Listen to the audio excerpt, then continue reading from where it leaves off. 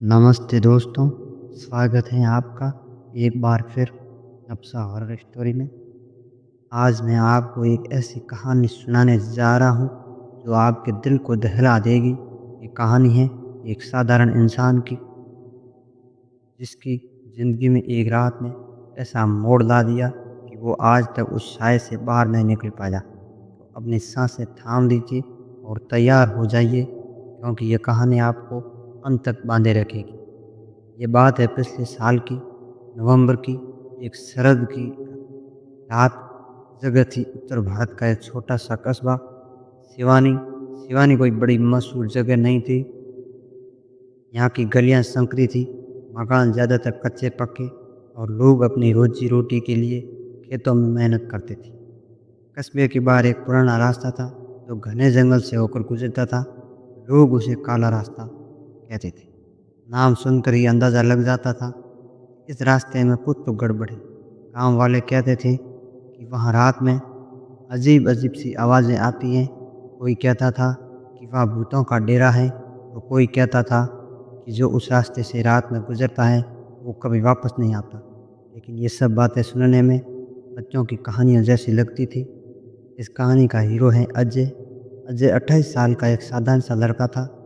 लंबाई में और चेहरा सांवला और आंखों में एक सादगी। वो शिवानी में अपने माँ बाप और छोटी बहन रीना के साथ रहता था। उसके पिता रामलाल खेती करते थे। सुबह से शाम तक खेतों में पसीना बहाते और फिर थक हारे घर लौटते। माँ सरोज घर संभालती थी। वो दिन भर चूल्हे चौके में लगी रहती और रात को अजय के लौटने का इंतजार करती। रीना 16 साल की थी, स्कूल जाती थी और अजय से बहुत प्यार करती थी। अजय पास के शहर में एक किराने की दुकान पर नौकरी करता था। सुबह 7 बजे अपनी पुरानी साइकिल उठाता, एक स्टील का टिफ़िन जिसमें माँ ने रोटी सब्जी पैक की होती, और शहर की ओर निकल पड़ता। शाम को 7 बजे तक वो घर लौट आता था। उसकी ज़िंदगी एकदम सादी थी, कोई बड़ा सपना नहीं, बस अपने परिवार को खुश रखना। लेकिन उस दिन कुछ अलग था। 15 नवंबर की वो शाम। अजय की दुकान पर उस दिन ज़्यादा भीड़ थी। सर्दियाँ शुरू हो चुकी थी और लोग राशन जमा करने में लगे थे। दुकान का मालिक बनवारी लाल एक सख्त मिजाज का आदमी था। उसने अजय से कहा, अजय आज थोड़ा रुक जाओ, माल की गिनती करनी है। ये सारा सामान गोदाम में चढ़ाना है, वरना सुबह दिक्कत हो जाएगी। अजय ने हाँ में सिर हिलाया। उसे पता था कि बॉस की बात टालना मुश्किल है। उसने घर फ़ोन किया। माँ ने फ़ोन उठाया। उसकी आवाज़ में चिंता थी। अजय, देर मत करना बेटा, रास्ता ठीक नहीं है। अजय ने हंसते हुए कहा, अरे माँ, चिंता मत करो, मैं जल्दी आ जाऊँगा। लेकिन वो जल्दी नहीं आ पाया। रात के 9 बज चुके थे। दुकान का काम ख़त्म हुआ तो अजय ने अपनी साइकिल उठाई। उसने जेब से एक पुरानी टॉर्च निकाली जो थोड़ी ढीली थी, लेकिन काम चलाऊ थी। उसने साइकिल की घंटी बजाई और घर की ओर चल पड़ा। बाहर मौसम ठंडा था, हवा में एक सनसनाहट थी और आसमान पर काले बादल छाए हुए थे।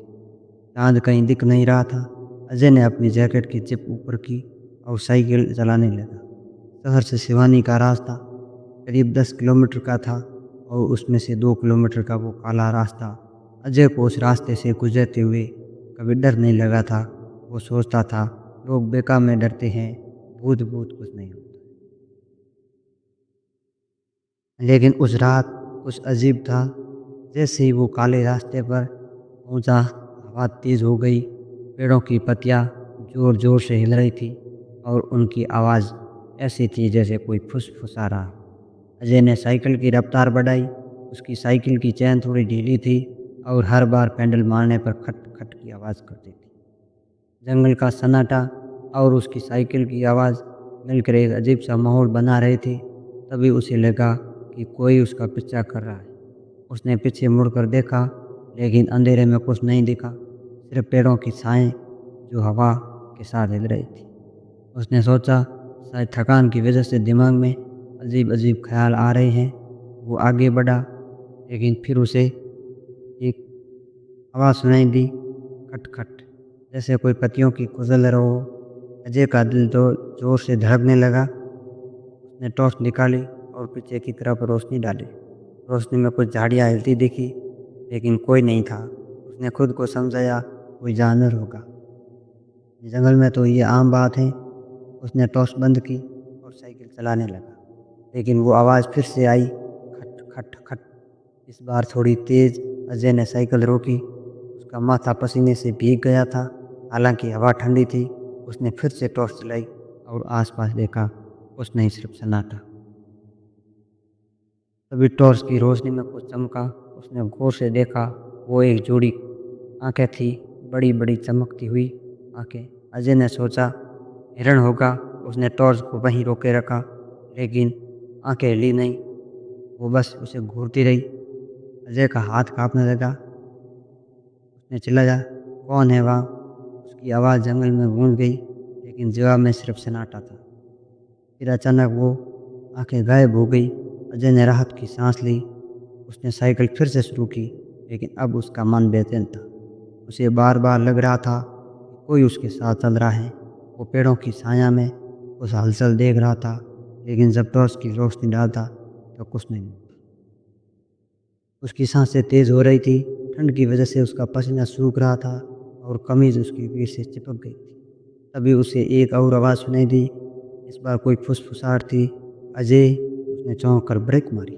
साइकिल रुकते ही वो ज़मीन पर गिर पड़ा। उसकी टॉर्च दूर जा गिरी और रोशनी बुझ गई। अब चारों तरफ अंधेरा था। अजय ने घबराते हुए टॉर्च की तरफ हाथ बढ़ाया, लेकिन तभी उसे अपने पैरों के पास कुछ ठंडा सा महसूस हुआ। उसने नीचे देखा तो एक काला साया उसके पैरों को छू रहा था। वो साया धीरे धीरे ऊपर बढ़ रहा था।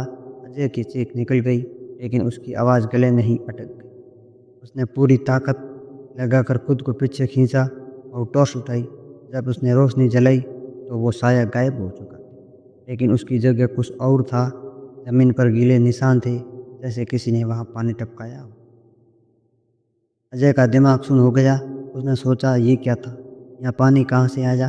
उसने आसपास देखा। कोई नदी नहीं, कोई तालाब नहीं, फिर भी वो निशान साफ दिख रहे थे।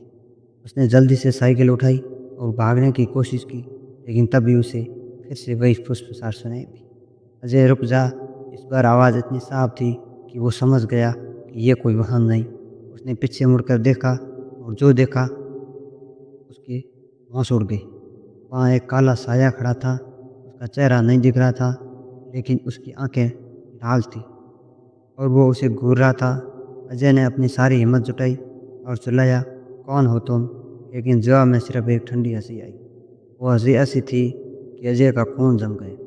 साय ने धीरे धीरे उसकी तरफ कदम बढ़ाया। उसकी हर सांस के साथ हवा ठंडी होती जा रही थी। अजय ने भागने की कोशिश की, लेकिन उसके पैर जैसे ज़मीन से चिपक गए। वो साया अब उसके करीब आ रहा था।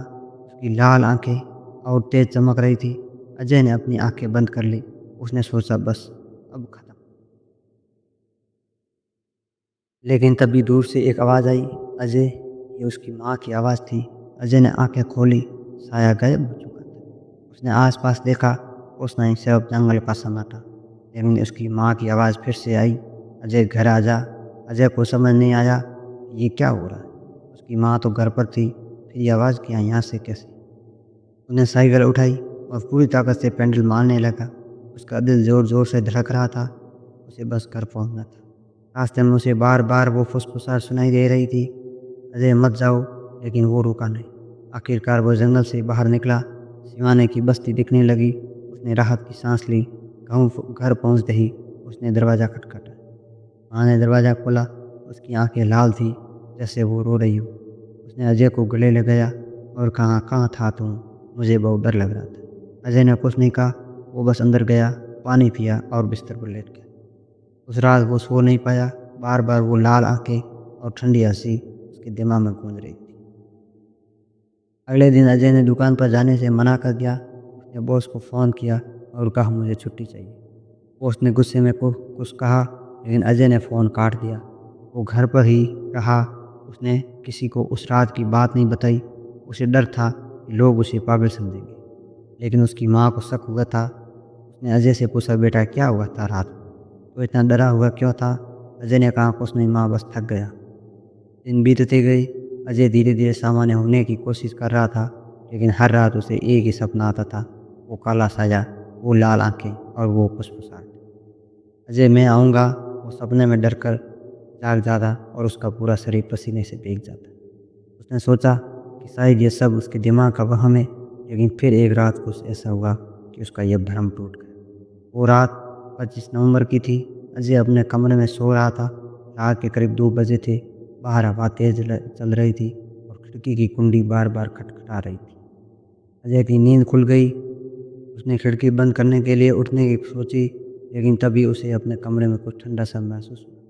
अपनी बत्ती जलाई, कमरा खाली था, लेकिन फिर उसे एक आवाज़ सुनाई दी, "अजय!" वो चौंक गया। उसने इधर-उधर देखा, कोई नहीं था। उसने सोचा सपना होगा, लेकिन फिर वो आवाज़ फिर से आई, "अजय मैं यहाँ हूँ।" अजय का दिल ज़ोर-ज़ोर से धड़कने लगा। उसने कमरे का दरवाज़ा खोला और माँ को बुलाने की कोशिश की, लेकिन उसकी आवाज़ नहीं निकली। तभी उसे अपने पीछे कुछ हलचल महसूस हुई। उसने धीरे से मुड़कर देखा, वहाँ वो साया खड़ा था। उसकी लाल आँखें अब और करीब थी। उसका चेहरा धुंधला था, लेकिन उसकी ठंडी सांसें अजय के चेहरे पर महसूस हो रही थी। अजय ने चिल्लाने की कोशिश की, लेकिन उसका गला सूख गया। साई ने अपना हाथ बढ़ाया। उसका हाथ काला और पतला था, जैसे किसी मरे हुए इंसान का। अजय ने अपनी आंखें बंद कर ली। उसे लगा अब सब खत्म। लेकिन तभी बाहर से एक जोरदार आवाज़ आई, "अजय!" ये उसके पिता की आवाज़ थी। अजय ने आंखें खोली। साया गायब हो चुका था। उसके पिता कमरे में दौड़ते हुए आई, "क्या हुआ बेटा? तू चिल्ला रहा था?" अजय कुछ नहीं बोला, वो बस काँप रहा था। उसकी माँ भी आ गई। दोनों उसे गले लगाकर संभालने लगे। उस रात के बाद अजय ने फैसला किया कि वो शिवानी छोड़ देगा। उसने अपने एक दोस्त से शहर में नौकरी की बात की। अगले हफ्ते वो अपने परिवार के साथ शहर चला गया, लेकिन कहानी यहीं ख़त्म नहीं होती। शहर में भी अजय को चैन नहीं मिला। उसे हर रात वही सपने आते। वो साया उसका पीछा नहीं छोड़ रहा था। एक दिन उसने अपने दोस्त को सारी बात बताई, तो उसने कहा शायद तुझे किसी पंडित से दिखाना चाहिए। अजय ने हंसकर टाल दिया। उसे अंधविश्वास पर यकीन नहीं था, लेकिन फिर एक रात को ऐसा हुआ कि उसे सच का सामना करना ही पड़ा। वो रात 10 दिसंबर की थी। अजय अपने नए घर में अकेला था। माँ, पिताजी और रीना गांव में एक शादी में गए थे। अजय ने सोचा कि आज रात को आराम से सोएगा। उसने टीवी चलाया, खाना खाया और बिस्तर पर लेट गया। रात के करीब 11 बजे थे। बारिश शुरू हो गई थी। बिजली की चमक और गड़गड़ाहट से माहौल थोड़ा डरावना हो गया था। अजय ने अपनी आंखें बंद की, लेकिन तभी उसे फिर से वही ठंडक महसूस हुई। उसने आंखें खोली। कमरे में बत्ती बंद थी, हालांकि उसने उसे जलाकर छोड़ा था। उसने बत्ती जलाने की कोशिश की, लेकिन स्विच काम नहीं कर रहा था। तभी उसे एक फुसफुसाहट सुनाई दी, "अजय, तुम मुझसे नहीं भाग सकता।" अजय का दिल जोर से धड़कने लगा। उसने फ़ोन उठाया और टॉर्च ऑन की। रोशनी में देखा, कमरे के कोने में वो साया खड़ा था। उसकी लाल आंखें उसे घूर रही थी। अजय ने चिल्लाया, "मुझे छोड़ दो।" लेकिन साई ने कहा, "तूने मेरी जगह पर कदम रखा था, अब तू मेरा है।" अजय ने फ़ोन फेंका और दरवाजे की तरफ भागा, लेकिन दरवाज़ा नहीं खुला। उसने खिड़की की ओर दौड़ लगाई, लेकिन वो भी जाम थी। साया अब उसके करीब आ रहा था। उसकी ठंडी सांसें अजय के कानों तक पहुंच रही थी। अजय ने आखिरी बार चिल्लाया, "कोई बचाओ!" और फिर सब खामोश हो गया। अगली सुबह जब उसका परिवार लौटा, तो अजय घर में नहीं था। उसका फ़ोन, उसकी चप्पलें सब वहीं पड़े थे। लेकिन अजय गायब था। पुलिस को बुलाया गया। उन्होंने सारा घर छान मारा, लेकिन कुछ नहीं मिला। सिर्फ एक चीज़ थी जो सबको हैरान कर गई। कमरे की दीवार पर कुछ गीले निशान थे, जैसे किसी ने वहाँ पानी टपकाया हो। पुलिस ने इसे एक गुमशुदगी का मामला माना और फाइल बंद कर दी। लेकिन शिवानी के लोग आज भी कहते हैं कि अजय उस साय का शिकार बन गया। वो कहते हैं कि काले रास्ते पर एक आत्मा भटकती है, जो उन लोगों को अपने साथ ले जाती है जो रात में वहाँ से गुजरती। कुछ लोगों ने दावा किया कि उन्होंने उस रास्ते पर अजय की आवाज़ सुनी थी, एक फुसफुसा जो कहती थी, "मुझे छोड़ दो।" तो दोस्तों, ये थी अजय की कहानी। क्या आपको लगता है कि वो साया सच में उसे ले गया, या फिर से ये सब एक दिमागी वहम था? अपनी राय हमें कमेंट में ज़रूर बताइए। और हाँ, अगर आपको ये कहानी पसंद आई तो चैनल को सब्सक्राइब करना ना भूलें। अगली बार फिर मिलेंगे एक नई हॉरर स्टोरी के साथ। तब तक रात में अकेले बाहर न जाएं और अपनी घर की खिड़कियाँ बंद रखें।